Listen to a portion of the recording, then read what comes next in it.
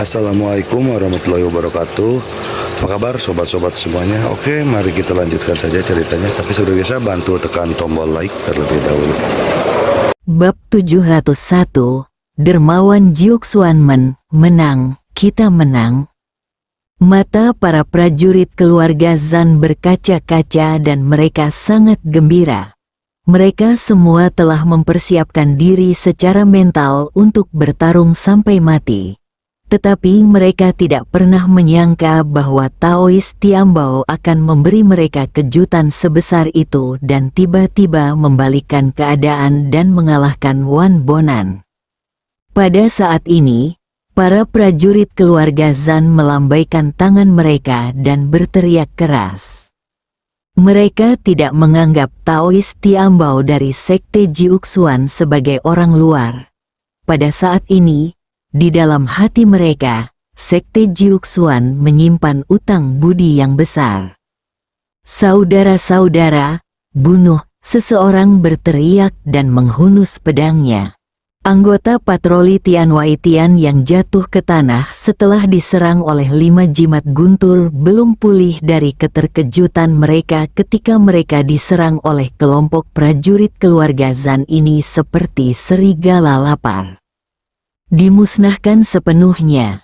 Satu-satunya yang selamat adalah utusan khusus mereka, Wan Bonan. Akan tetapi, setelah menderita pukulan hebat, Wan Bonan hanya setengah mati dan jatuh ke tanah, sekarat. Jika kita mempertahankan saudara labu ini, mungkin ia dapat menarik saudara labu lainnya. Chu Chen berbicara, menghentikan Taois Tiambao dari melancarkan serangan mematikan pada Wan Bonan. Pendeta Tao Tiambao mengangguk. Chu Chen segera mengambil tindakan dan dengan lambaian tangannya, puluhan jarum perak mengenai tubuh Wan Bonan. Wan Bonan baru saja pulih dari rasa sakit akibat jimat penenang jiwa ketika jarum perak menusuk tubuhnya. Dia menjerit kesakitan, matanya memerah, lalu berguling-guling di tanah beberapa kali sebelum pingsan. Ikat dia dan bawa dia ke ruang bawah tanah. Kita akan menginterogasinya lagi malam ini, kata Chu Chen. Para prajurit keluarga Zan tentu saja akan melakukan hal semacam ini dengan benar, termasuk membersihkan medan perang. Bahkan utusan khusus dari Tianwai Tian jatuh di Tianlong Manor. Pada saat ini, harapan kembali menyala di hati para prajurit keluarga Zan. Mungkin, Pulau Naga Perang benar-benar memiliki harapan untuk mengusir para prajurit dari dunia luar. Jiuxuanmen memberi kita harapan. Kita semua bagaikan katak dalam sumur, yang mengira diri kita tak terkalahkan dan tidak menganggap serius sekte manapun di dunia. Hari ini, Sekte Jiuxuan lah yang menyelamatkan kita. Jika kita dapat selamat dari bencana ini, Zan Londao Zan akan menganggap Sekte Jiuxuan sebagai teman abadi kita dan akan mendukung kita selamanya. Di kejauhan, seseorang berbaju merah datang dan berdiri di samping Chu Chen. Tidak ada tim patroli Tianwai Tian lainnya, kata Liu Ruyan. Setelah pertempuran dimulai, Liu Ruyan berjalan berkeliling. Sangat cocok dengan karakter Calabash Brothers yang menyelamatkan kakeknya. Chu Chen tersenyum dan melirik langit yang berangsur-angsur gelap. Matanya dipenuhi dengan semangat juang. Masih ada 1 hari lagi sebelum kita dapat secara resmi menyerang Tianwai Tian. Aku ingin tahu apakah akan ada saudara Calabash yang datang ke Tianlong Manor. Salah satu dari 8 utusan khusus Tianwai Tian telah terbunuh. Jika mereka dapat membunuh 1 utusan lagi sebelum perang, peluang mereka untuk menang akan lebih besar.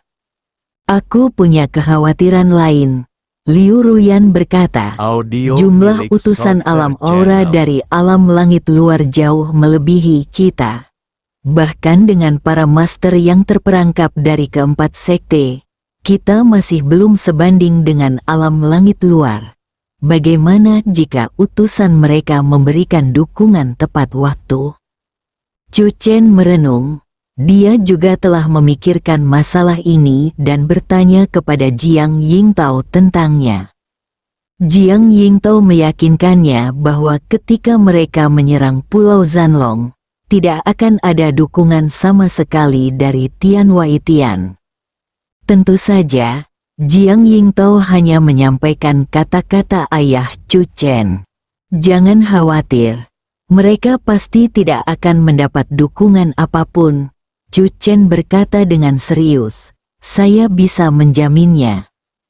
Pada titik ini, dia hanya bisa memilih untuk mempercayai ayahnya tanpa syarat. Liu Ruyan tertegun dan menatap Chu Chen dengan bingung. Dia tidak mengerti mengapa Chu Chen mengatakan ini. Mungkinkah Chu Chen punya rencana cadangan yang tidak diketahuinya? Pupil mata Liu Ruyan sedikit mengecil. Orang ini terlalu sulit dipahami.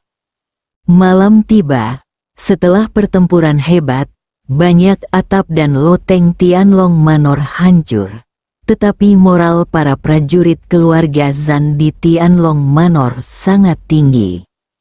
Sekitar 2 jam sebelum pertempuran berakhir, satu regu prajurit mendekati Tianlong Manor. Chu Chen memberitahu para prajurit keluarga Zan terlebih dahulu dan meminta mereka untuk keluar menyambut mereka. Karena ini juga merupakan regu prajurit keluarga Zan, regu kedua yang ditemukan oleh Zan Musi dan yang lainnya. Jumlah prajurit dalam regu ini hampir sama dengan yang dipimpin oleh Zan Yu. Semakin banyak prajurit keluarga Zan berkumpul di Tianlong Manor. Para pendatang baru itu masuk ke Tianlong Manor dengan wajah bingung dan sikap setengah percaya dan setengah ragu. Orang-orang yang datang lebih awal tidak sabar untuk memberitahu mereka bahwa bahkan utusan khusus Wan Bonan kini dipenjara di ruang bawah tanah Tianlong Manor. Benarkah para ahli dari sekte Jiuxuan yang membantu kita? Benar sekali. Jiuxuanmen adalah dermawan kita. Kau datang terlambat. Kau tidak menyaksikan pertempuran itu dengan mata kepalamu sendiri. Kau tidak tahu betapa berbahayanya itu. Seluruh Tianlong Manor menjadi hidup. Selama sebulan terakhir, para prajurit keluarga Zan tidak pernah berkumpul dengan gembira seperti ini. Akhirnya, ada hari di mana mereka tidak perlu khawatir kepala mereka akan dipenggal di malam hari. Di atap, Chu Chen dan Liu Ruyan duduk berdampingan.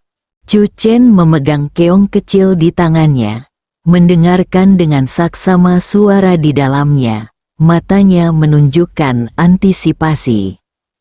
Baru saja, dia mendengar seseorang dari sekte Beidou berkata bahwa dalam 1 jam lagi, keong kecil itu akan diserahkan ke sekte Jiuxuan. Mengapa kamu begitu bersemangat? Liu Ruyan meliriknya. Bahkan jika keong kecil itu ada di tangan 9 tuanmu, kamu hanya bisa mendengar suara mereka sekarang, dan kamu tidak bisa berbicara dengan mereka. Hei!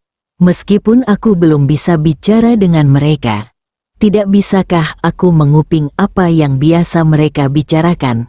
Mata Chu Chen berbinar. Liu Ruyan melihat ini adalah cahaya gosip.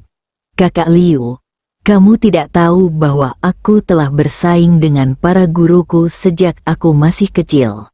Chu Chen tertawa dan berkata, jika aku dapat memanfaatkan kesempatan ini untuk menguping beberapa rahasia mereka, lebih baik lagi jika rahasia yang dapat membunuh mereka semua, itu akan sangat bagus. Orang suci yang acuh tak acuh itu berkata bahwa dia tidak dapat memahami kebahagiaan Chu Chen.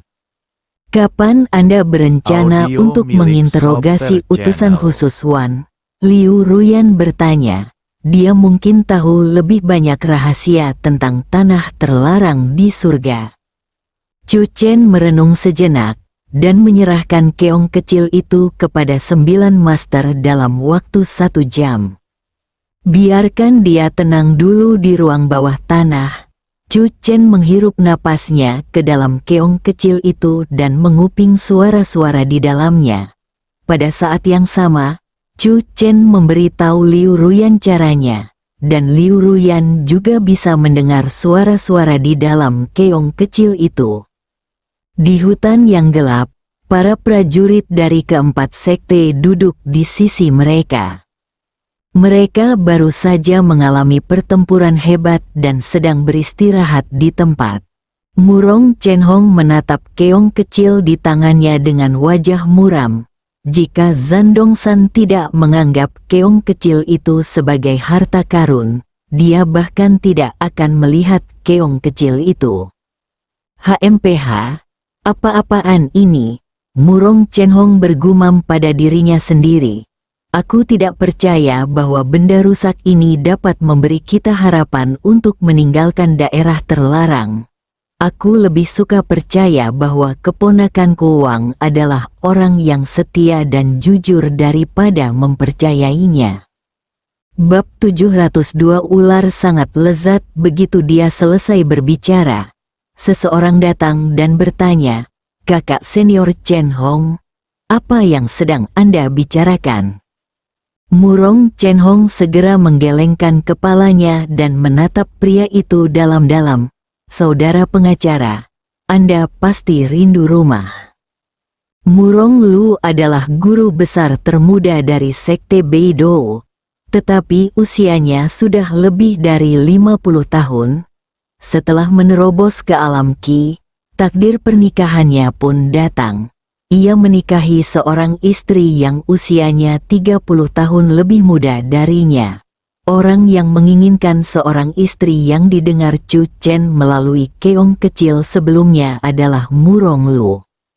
Tentu saja, Murong Chen-hong terlalu malu untuk menyebutkan bahwa keponakan muda Wang sering pergi ke rumah Murong Lu untuk makan.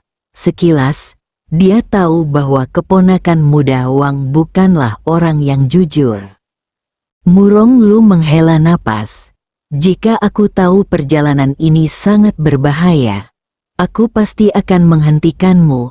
Saudaraku, kita benar-benar tidak perlu mengambil risiko ini. Lihatlah kita sekarang. Kita berjalan di hutan gelap sepanjang hari, menghadapi miasma dan berbagai racun setiap hari. Kita menginjak perangkap dan memicu serangan formasi dari waktu ke waktu. Bahkan jika kita berada di alam Qi, kita mungkin akan kelelahan pada akhirnya. Bersikaplah optimis." Murong Chen-hong menghiburnya. "Kakak pengacara, kakak iparmu sedang menunggumu di rumah." Mata Murong Lu menampakkan ekspresi kecewa. "Aku juga merindukannya." Ngomong-ngomong, pada saat ini, seseorang datang dan bertanya tanpa sadar, "Saudara pengacara, biasanya keponakan Wang selalu datang ke rumahmu untuk meminta bantuanmu dalam hal bela diri. Kamu tidak ada di rumah selama periode ini, jadi dia tidak akan datang ke rumahmu, kan?" Wajah Murong Lu menjadi gelap. Ada keheningan sejenak di dalam keong kecil itu. Di atap villa Tianlong, Chu Chen dan Liu Ruyan saling memandang. Keduanya percaya bahwa pada saat ini sebuah drama etika yang spektakuler sedang terjadi dalam pikiran masing-masing. Yah, aku tidak menyangka situasi mereka saat ini akan sesulit ini. Aku ingin tahu bagaimana keadaan 9 master itu. Chu Chen menghela napas dan bergumam, "Murong Lu, siapa yang akan memberi nama seperti itu? Sekte Beidou benar-benar tidak punya beban." Dalam 2 hari terakhir, setelah menyaksikan para biksu Gunung Damo yang pendiam dan tertutup serta drama etika para prajurit Sekte Beidou, Chu Chen semakin menantikan apa yang akan didengar si keong kecil itu setelah jatuh ke tangan 9 tuan. Tidak lama kemudian, Chu Chen mendengar suara yang dikenalnya. Murong Chen Hong, waktunya telah tiba. Semangat Chu Chen pun bangkit, dan dia segera berkata kepada Liu Ruyan dengan penuh semangat, "Ini adalah suara guruku, Ning Abadi." Chu Chen menajamkan telinganya dan mendengarkan. Di tengah hutan yang remang-remang, Ning Abadi berjalan kembali sambil memegang keong kecil di tangannya. Melewati tempat para prajurit Pulau Zanlong beristirahat, Ning Abadi melemparkan keong kecil di tangannya dan berkata, "Zandongsan, apakah keong kecil ini benar-benar tidak dapat lagi berhubungan dengan dunia luar?" Zandongsan merasa tidak nyaman saat melihat orang-orang dari sekte Jiuxuan. Seluruh rencananya hancur oleh mereka. Saat ini, dia tidak akan memberikan wajah baik kepada Ning Laoxian. Setelah mendengus dingin, dia berkata dengan suara yang dalam, "Aku hanya memberitahu Zan Huai cara menghubungkan dua keong kecil. Tetapi Pulau Zanlong telah mengalami perubahan drastis. Kami tidak tahu seperti apa situasi di luar. Jadi keong kecil itu secara alami kehilangan fungsinya." Zan Huai, Chu Chen mendesah diam-diam. Zan Wu mengatakan bahwa dia melihat dengan mata kepalanya sendiri kakeknya Zan Huai ditembak mati oleh orang kuat dari Tian Wai Tian. Jika Zan Huai masih hidup, Chu Chen pasti akan berusaha sekuat tenaga untuk menemukannya. Masih ada sedikit harapan di hatinya bahwa mungkin Zan Huai hanya tertembak anak panah dan belum tentu mati. Aku penasaran apakah ada jejak Zan Huai di 5 penjara yang didirikan oleh Tian Wai Tian di wilayah keluarga Zan. Ini juga salah satu alasan mengapa Chu Chen memberi perhatian khusus pada kelima penjara tersebut. Pada saat ini, Immortal Ning sudah berjalan kembali sambil membawa keong kecil itu. "Kakak Yun, aku serahkan padamu." Ning Abadi menyerahkan keong kecil itu kepada Nangong Yun. Nangong Yun ahli dalam musik dan formasi. Dan dibandingkan dengan yang lain, dia lebih teliti dan dapat dengan mudah menemukan kekurangan pada keong kecil itu. Zandongsan masih menolak untuk mengungkapkan rahasia siput kecil itu. Ning Laoxian berkata, "Selain berhubungan dengan siput kecil lainnya, siput itu pasti memiliki kegunaan lain. Jika tidak, Zandongsan tidak akan mencoba segala cara untuk mengambil siput kecil itu." Nangong Jun bermain dengan keong kecil itu sebentar, lalu segera mendekatkan telinganya untuk mendengarkan. Ning Laoxian segera berkata, "Tidak perlu mendengarkan, tidak ada suara sama sekali." Pada saat yang sama, di atap Tianlong Manor, Chu Chen tanpa sadar berkata dan memanggil beberapa kali, "Kakak Yun." Cangkang keong kecil untuk komunikasi satu arah dimaksudkan hanya untuk memberi Chu Chen kesempatan menguping dari sudut pandang mata burung. Nangong Jun mengambil keong kecil itu, berjalan ke satu sisi, duduk bersila, dan napasnya perlahan menutupi keong kecil itu. Chu Chen tiba-tiba menjadi bersemangat. Suster Yun berusaha menghancurkan formasi itu. Jika benar-benar ada hubungan antara dua keong kecil itu, maka Suster Yun akan memiliki kesempatan untuk merasakan pesanku. Nangong Jun tidak berjalan jauh. Setelah duduk bersila, Chu Chen masih bisa mendengar dengan jelas pembicaraan antara para guru lainnya. Ning Laoxian terkekeh. "Saya baru saja datang dan melihat bahwa para prajurit dari 3 sekte itu tidak dalam kondisi yang baik. Alasan utamanya adalah bahwa racun yang muncul kapan saja dan di mana saja itu menyebabkan banyak masalah bagi mereka. Untungnya, kita memiliki pil detoksifikasi yang dikembangkan oleh Laoli, yang memblokir sebagian besar racun dalam racun tersebut. Kalau tidak, racun yang bahkan dapat menyerang alam Ki ini benar-benar menyusahkan. Racun yang bahkan mereka yang berada di alam Ki akan sulit menolaknya. Chu Chen dan Nangong Jun saling berpandangan. Dari kalimat ini saja, orang bisa membayangkan betapa mengerikannya lingkungan tempat para pejuang dari 4 sekte itu berada sekarang. Li Tua yang disebutkan oleh Guru Ning adalah guru dari lembah pengobatan. Namanya adalah Li Huakue. Chu Chen memperkenalkan gurunya kepada Nangong Jun.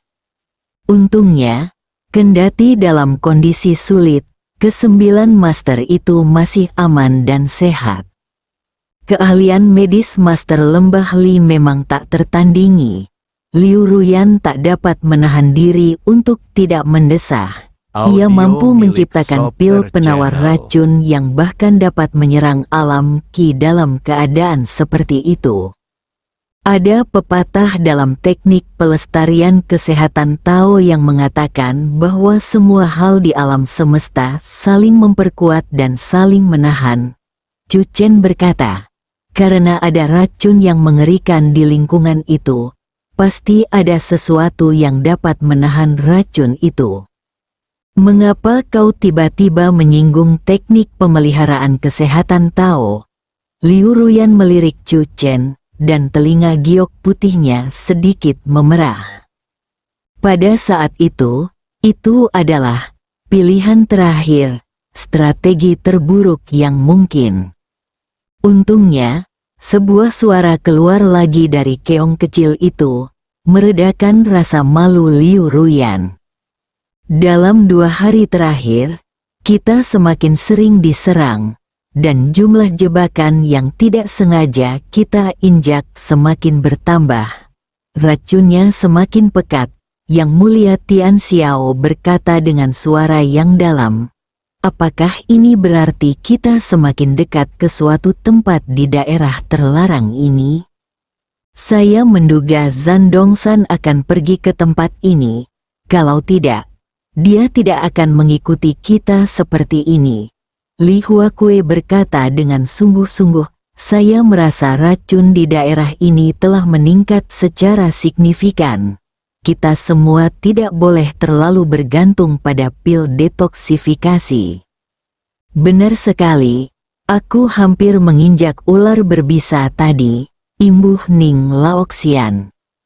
Liu Ruyan mendesah bahwa para prajurit dari ke-4 sekte benar-benar menghadapi kesulitan yang belum pernah terjadi sebelumnya.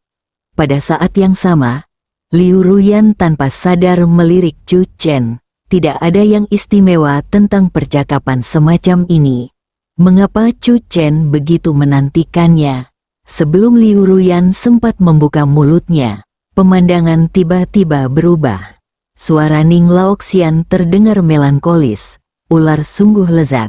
Aku benar-benar ingin memakannya. Bersambung.